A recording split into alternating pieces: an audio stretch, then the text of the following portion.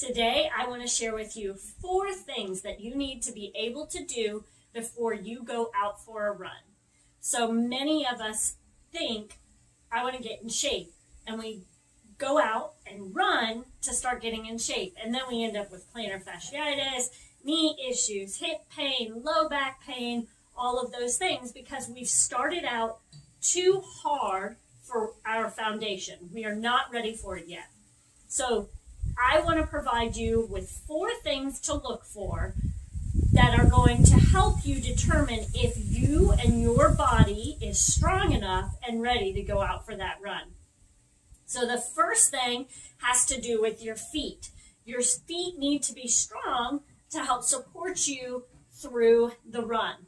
And you need to make sure that you can balance on each foot, so 1 foot at a time, for at least 30 seconds. So just test your balance, see, are your ankles and your feet strong enough?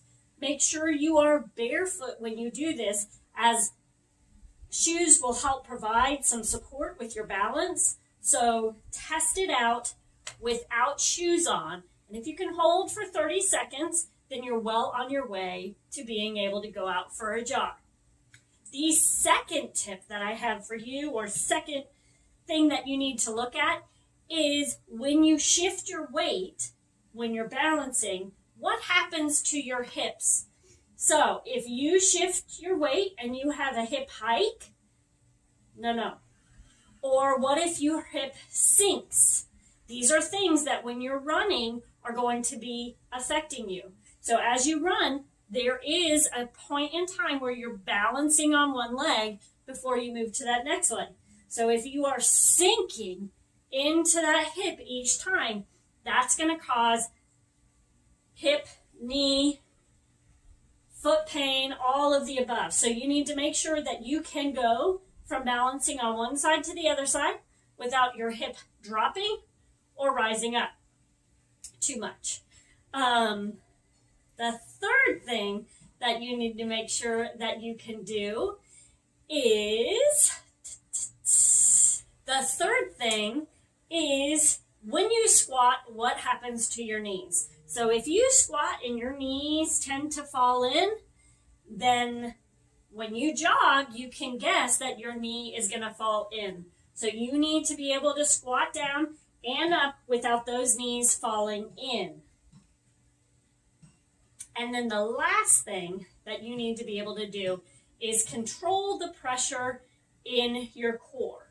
So a way to test this is go down into plank or do abdominal work. So if I were to go down into plank and I have this bread loafing, I call it bread loafing, or when you go down and you do a sit-up,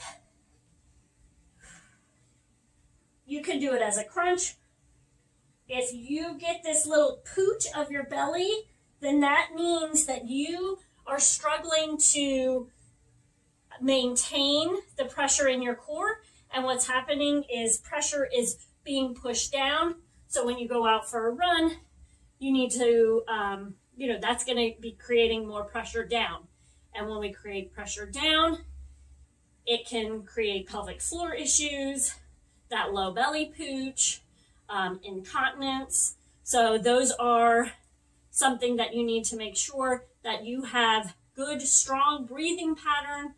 Core is really strong, knees are strong, feet are strong, glutes are strong, hips are strong before you go out for a run. So test those 4 things out, and if you're able to do that, then you should be able to go out for a nice, easy jog and then move up from there, the distance or the time that you jog for.